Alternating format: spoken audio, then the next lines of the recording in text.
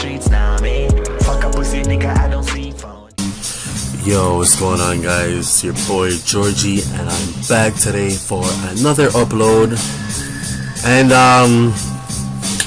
yeah, so I'm here today with my OST series versus BKC, and I'm gonna break down the whole process.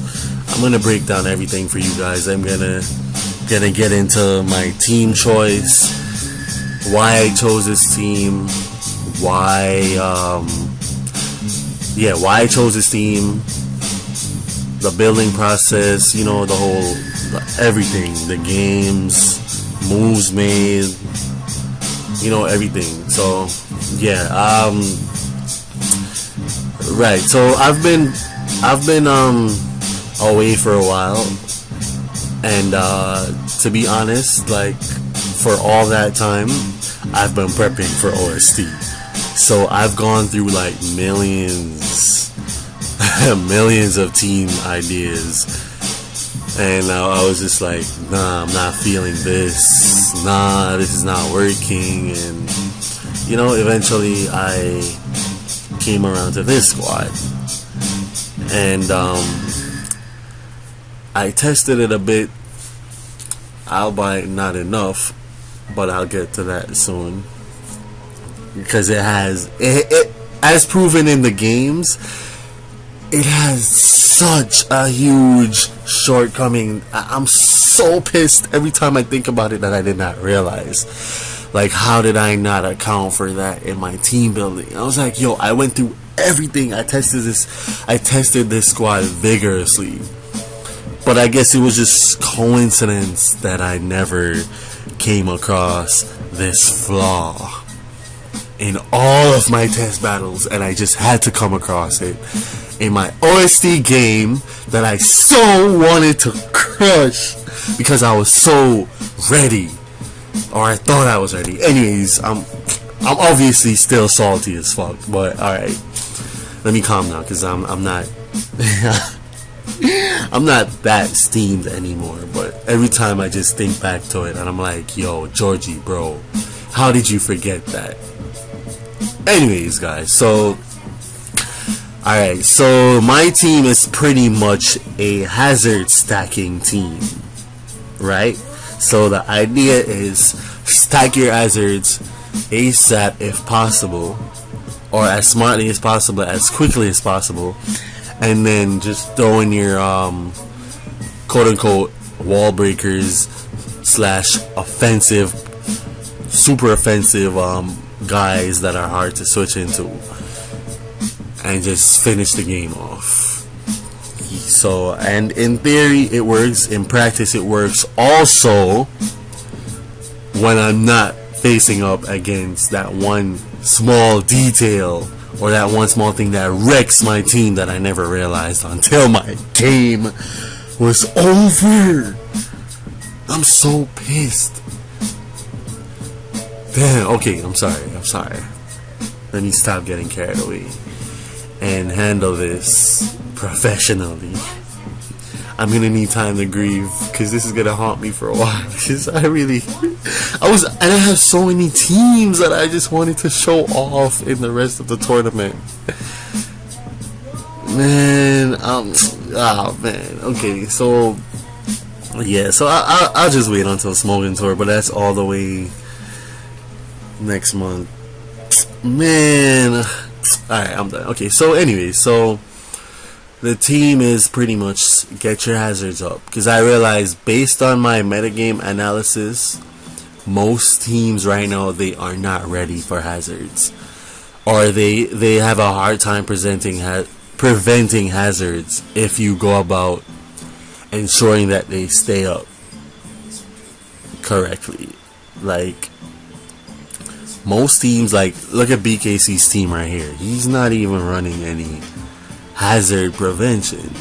And if this is me theory mining, I could be wrong, but if I had that one quirk in my team fixed, this would have probably been a lot closer. This first game was pretty close. I guess, but it could have been a lot closer in my opinion. But yeah, we're not gonna dwell on that. So my team is just pretty much throw your hazards out and throw in the hard to switch into guys and just wreck shit, right? But they had to be fast. The idea is they had to be either fast setup sweepers or naturally fast, such that the opponent would not have time to defog. And while they're on the defensive, trying to suppress this offensive pressure, they'll be taking hazard damage from switching in, as well as toxic spikes. So it's like a lot going on, and they have no time to think straight, because they have so many things hitting them all at once. And it works, because okay, I'm gonna prove how it works. I'm gonna prove that it works. Okay, so let me just tell you guys what the problem is, right? Okay, so the issue here is, okay, I have all 5 dudes that are set in stone, and I've been messing around with the last slot, which is Cloyster, for a long time. And Cloyster is not the Pokemon that I need in that last slot. Originally, I had Z conversion Porygon Z, but I found out it was too slow, because you had Scarfers like Lando, and it was Z conversion electric type Porygon Z. So you had Y electric, because electric beat most of the hazard removing guys once I had a good decent amount of hazards up. Even without chip, it just outright KOs most of them, and then the coverage moves like handles the other sets. So electric seemed like the most fitting conversion type. And I even tried Ghost, but I realized dudes like Mandibuzz and Ferrothorn were a problem, especially if I could not get enough hazards up. But yeah, so I found out the hard way that Cloyster is not the right final member for this squad, because one, it cannot touch Mega Metagross. One, and it gets shreked. It gets shreked by priority moves after a Shell Smash, or even before, because Water Shuriken Greninja Bullet Punch Metagross just runs through, and that was my shortcoming. I never thought about priority moves. I was not given that the time of day at all, and that shit burns me every time I think about it. And I'm like, bro, Ash Greninja is one of the, if not the most popular Pokemon right now, and it's just spamming Water Shuriken everywhere. How did you not consider this? And I'm just like, damn, son. Damn. Anyway, so then before I get into the battle, let me just run through the team real quick. So this Greninja is different, okay? This is not your everyday Greninja. So this is a suicide, quote unquote, Greninja. So it's running Toxic Spikes, Taunt, Spikes, and Shadow Sneak. So it has Toxic Spikes and Spikes, of course, to set hazards. Taunt to prevent defoggers from trying to defog as I hazard. And Shadow Sneak is to prevent spinners that are trying to be cheeky. Usually, if needs be, I will spam Shadow Sneak until this shit dies, just to keep my hazards. It's that serious, because it usually pays off. Okay? And then coming up next, we have regular Sableye, Prankster Sableye, running Taunt, Foul Play, Recover, and Will-O-Wisp. So Will-O-Wisp and Recover, that's self-explanatory. Foul Play is to hit those physical attackers that I switch into and who try to get cute and set up on me. So I just smack them with that foul play and tell them to have a nice day. And then the taunt is again for defoggers that try to act cute. And Sableye also acts as my spin blocker. So yeah. And then third in line we have Azelf, my other suicide hazard setter. But difference here is it's not running Focus Sash. My Azelf is running Therium Z with Dazzling Gleam. Okay. Why? Okay. What stops my team from performing to its optimum capabilities? Mega Sableye. Right? So, if I see a Mega Sableye, I'm leading Azelf. Right? Okay, so here's how this usually plays out. Turn 1, Azelf versus Mega Sab. He goes for Protect or Fake Out, whichever, or he goes straight for Knockoff. If he goes straight for Knockoff, I'm Dazzling Gleam. I'm hitting Dazzling Gleam. Alright? I mean, either way, whatever move, I'm going straight for Dazzling Gleam. If he doesn't Protect, he's taking, because I think I did the calc for max special defense and max HP just to be safe, because I'm always trying to be safe.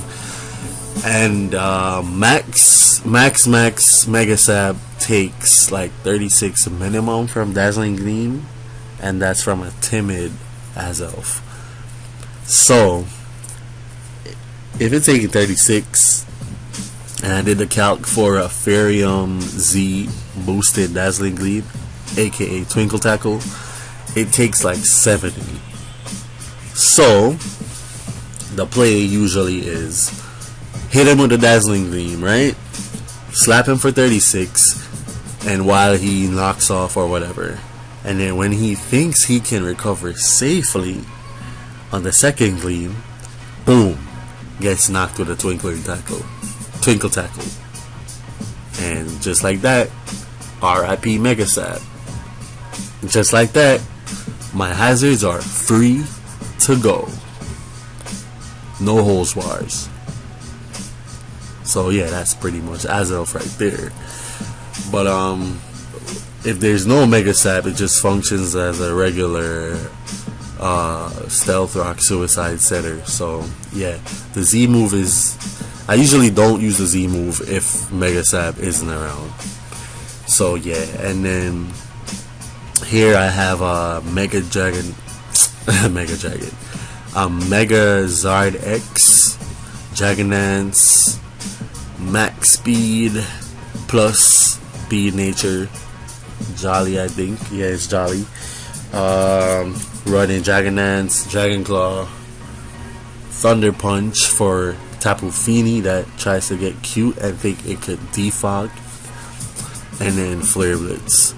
I was considering Fire Punch, but based on my test, I realized I need Flare Blitz to get damage on Lando. Damage on Lando is important because later on, my Pheromosa could just come in and like high jump kick sweep.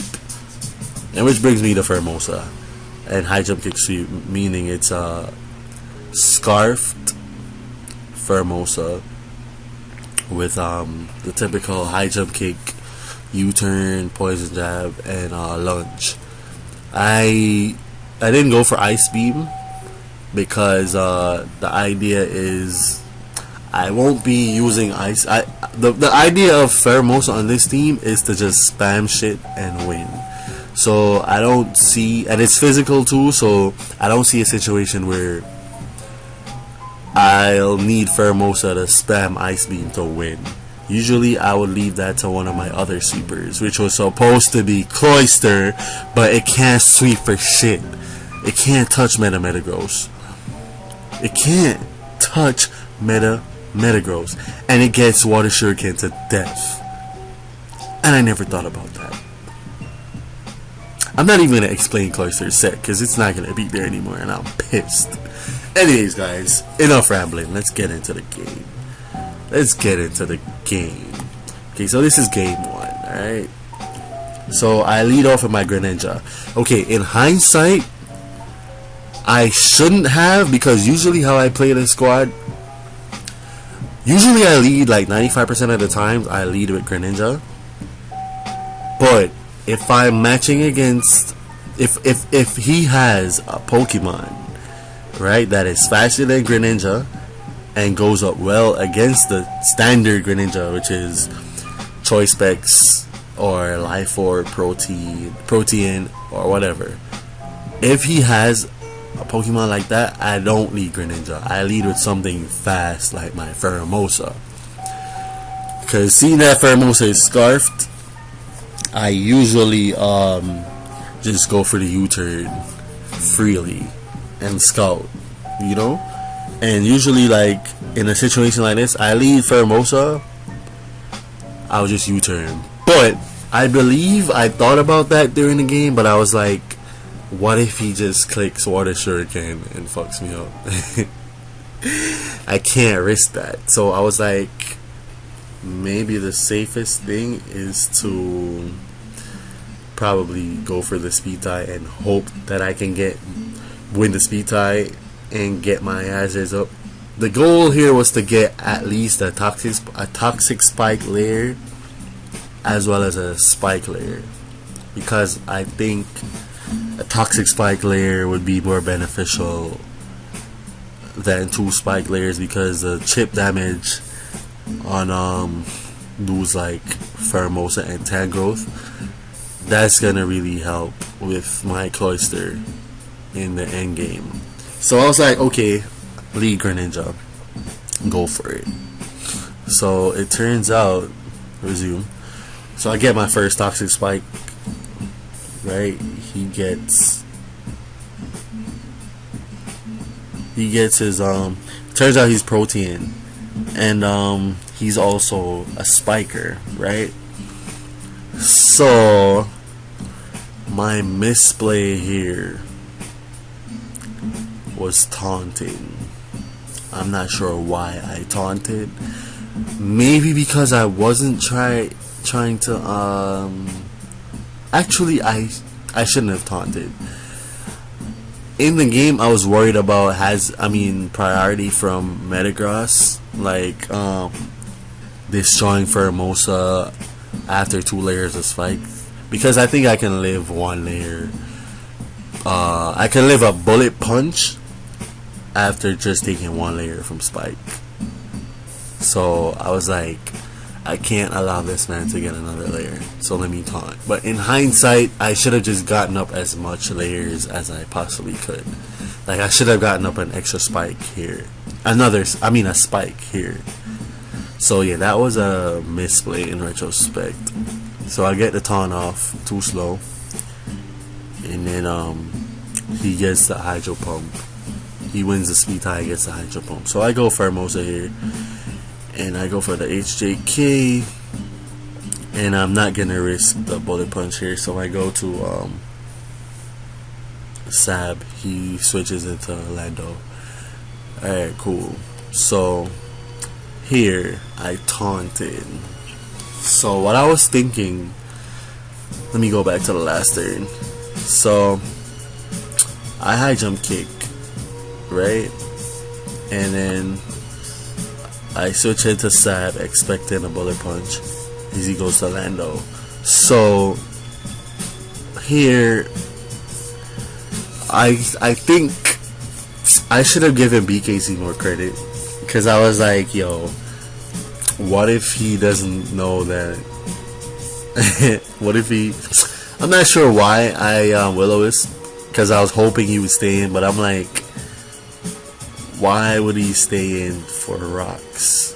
But I'm like, why would he not stay in? Because I don't see healthy Lando making much of a difference versus my squad, because he doesn't need it, right? Because I'm guessing he Z-move Lando with Continental Crush, and that's still gonna fuck over my Charizard, and Cloyster's gonna, you know, crush him in anyway. So like, he'd risk it So let me just go for the Will-O-Wisp and trade for rocks, because I can't stop rocks.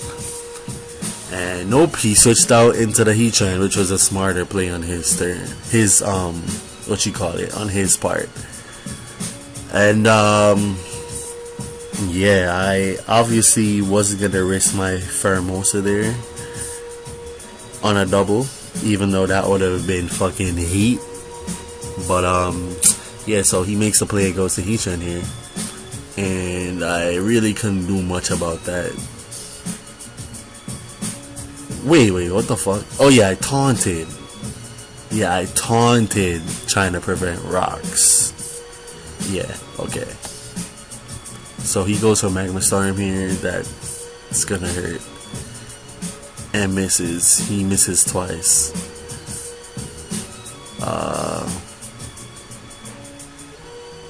So yeah, I taunted trying to prevent rocks there too. So I go for the Dragon Dance as he goes for Magma Storm, which is fair. Now he pivots out to Lando, and I go for the Dragon Claw, and I get off a good chunk. So I don't have Earthquake, if you remember correctly. So okay, so here, alright, let's see. Let's pause for a bit. So my win condition right here. Okay, my thought process here was that if I weaken everything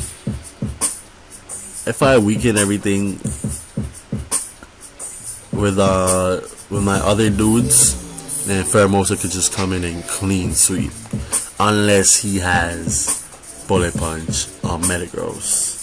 But I had to hope that he didn't have Bullet Punch on Metagross, which I wouldn't have to hope if I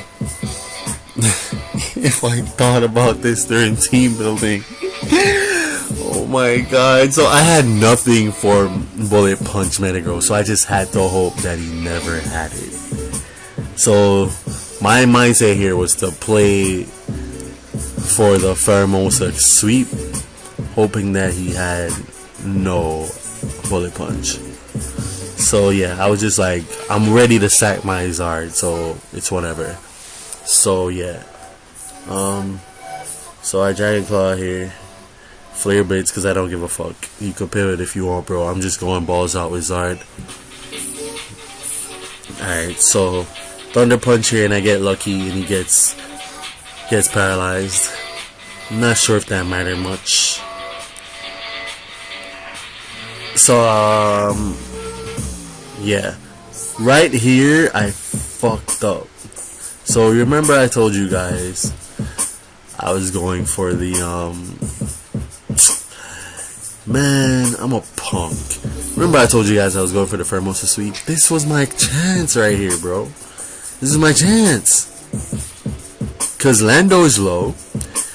I'm fairly sure BKC is not running Life Orb, Protean, Water Shuriken, Greninja. So I'm like, alright, cool. Let me just like, in my head I'm like, cool, let me just high jump kick. But I pussied out and U-turn. I'm not sure why. Because even if you went to Lando, it's dead. Because it was like, I think it was at like, can we see? Yeah, 15%, bro. And even if, man, that was a clean sweep, bro. Because Metagross, oh yeah, no. Okay, I think I U-turned because Metagross had not taken damages yet. So I didn't want to high jump kick. And then he sacks Lando, right? And then I'm down to -1, and Metagross comes in, and I have no like means of like, you know, doing any sort of substantial damage, and then I just lose because he has Greninja in the back, and Cloyster can't do shit to that because I wouldn't have time to set up versus any of his monsters. So yeah, I pretty much like I didn't have much of a choice. It was just poor team building oversights. It was just poor team oversight. Like Cloister was pretty much dead weight. Just dead weight, bro. Damn, bro. So he brings in Formosa here. Obviously, it's gonna be special because otherwise it wouldn't make sense. So I go to see the situation is playing out right now. So he goes to Lando here in a high jump kick, get the speed boost, but it doesn't matter. Oh wait, pause. So Metagross was at 32. I forgot that. So that means I could have went for the fucking sweep, but I pussied out for some reason. I'm not sure why, but here we found out he had Bullet Punch anyways. So yeah, ain't shit I could have done, to be honest. Like, I was just like flustered by the fact that I had to go for the crit here, Shell Smash, and hoping that I shard crit. But nope, that's not happening. If I had Power Herb here, then I probably would have had a chance, because Bullet Punch would not have killed. And then I would just Icicle Spear, boom, boom, boom, clean. But I had Power Herb. I said Power Herb, White Herb. I had White Herb in my test games, but I realized Focus Sash was being more useful, seeing that my squad prevented hazards anyways, and oftentimes like I won't need the White Herb anyways. So yeah, man, you win some, you lose some, but I definitely lost this one. And then game 2 was even. Game 2 he brought Metagross and Ash Greninja. So I brought the same team. Why? Because I was just like, in my head I was just like, bro, that was just that game, man. I got this. My team is unbreakable. I was just blind to the fact that I just got shreked. Like, I wasn't analyzing, you know, like what really happened in game 1. And I was just like, you know what, fuck it. It was just like poor playing and poor team choice on whatever. Like, I'm gonna destroy his next team and then I'm gonna bring my other team for game 3. So I was just like, fuck it, and bring the same team, hoping to catch him off guard. But nah, man, ain't shit catching anybody off guard. So Deja Vu, I win the speed tying, I get my spike. Then he wins the speed tying and kills me to reveal Ash Greninja. Oh man. So yeah, I go for the U-turn here. So in retrospect, looking back, given my game plan, it's the same thing from before. Hope for a high jump spam. Hope for high jump spam sweep of Formosa after weakening shit, right? So I'm like, okay, so Formosa versus Ash Greninja, right? So he's definitely not staying in, that's a fact. And given his squad, like, most certainly, the most common switch into Formosa right away is usually Lando. So dudes usually Lando and then they pivot to something else after giving Formosa a -1 attack drop. So I was like, okay, he's Orlando, so I'm gonna U-turn and go to my Azelf, get my rocks, because judging from his squad, it's probably Rocks Lando. At the time, I did not realize it was the Brofist team, but yeah, I assumed it was Rocks Lando, so I was like, okay, I could U-turn under Lando, go to my Azelf, get my rocks up, and then chip whatever until it dies. But no, he went Fern Thorn. So that kind of forced me into Charizard here. So I Dragon Dance. No, I didn't Dragon Dance. I went to Azelf to get my rocks.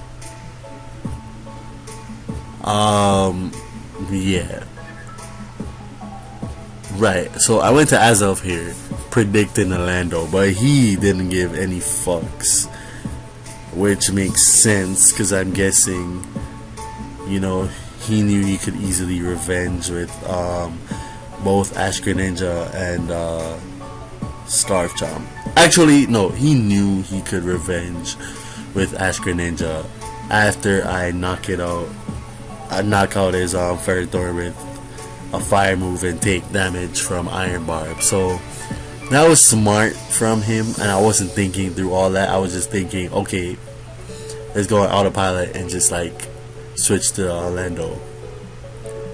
So BKC was thinking one step ahead there, and then he went for the spike. So I double back into my Charizard after I taunt and set my rocks here, I believe, yeah. So I go back into Charizard here. Then I Dragon Dance, right? So he stayed in again.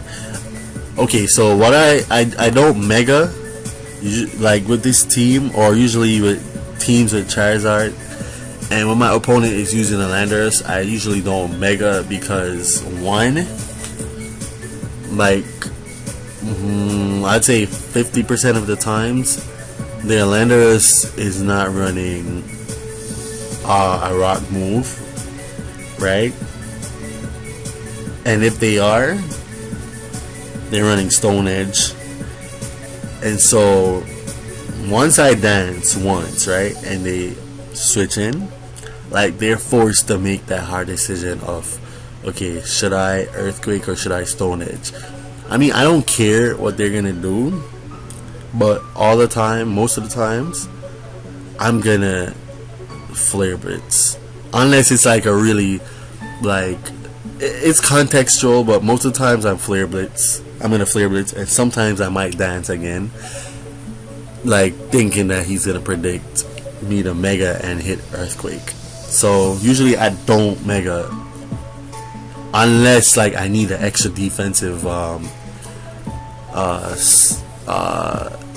points from Mega Charizard. So yeah, I did Mega here, so I danced, and then I attacked here, I believe. I still did a Mega because I was expecting a Landorus, and then he hits me with the Outrage and knocks me out. I go to Mosa here, high jump kick. Yeah, the game was pretty much over from here. He goes to Tapu Lele, and here when he went Tapu, I was like, alright, so that's preventing Ash Greninja and Metagross. So maybe my Cloyster could come through if I, you know, if I play my cards right. So I sack the Sableye here, and I go back to my Pheromosa, and I U-turn or Poison Jab. Yeah, because I assumed he was gonna stay in and just Moonblast, and then just win with Metagross. So yeah, he played it pretty smartly. Like, he could not have lost at this point. And this all comes back down to Cloyster being dead weight, and I just got shreked. And that high jump kick perfectly describes how I feel. I feel like the Pheromosa just now, like you know, like trying to kick, trying to aim for shit that you're so far off. Or I'm just so mad I'm kicking walls and shit. Yo, bro, I mean, it's a learning experience. It's sad and aggravating that I had to learn this way. Oh man, that I had to learn this way in a tournament that I really wanted to prove something, because I had so many cool shit that I was gonna like destroy with. But anyways, okay, so I'm gonna prove to you guys, alright? I'm not even gonna prove to you, but like I'm gonna fix up this squad, and I'm gonna show you guys in a cause I'm a suspect ladder right now. I'm gonna show you guys how effective the squad can be. Alright? So I'm gonna switch out Cloister. I'm gonna find I need to find me a fast sweeper or a fast setup sweeper that is not weak to the common priorities like bullet punch, water shuriken, and quick attack from pincer, as well as one that could like completely destroy all the common defoggers. So that is the role that this last Pokemon here has to fit. And Cloister, I don't know, man. In tests, it did so well. Fuck. Anyways, guys, thanks for watching. And trust me, you're gonna see a lot more W's to come, okay? Because I'm doing really well in my other tournaments and shit, and I'm just busting ass. All right, I'm gonna keep pushing, and it's just gonna get better from here. Because we learn from our L's, alright? We don't sit down and just sulk all day. Alright? Alright, guys. Peace.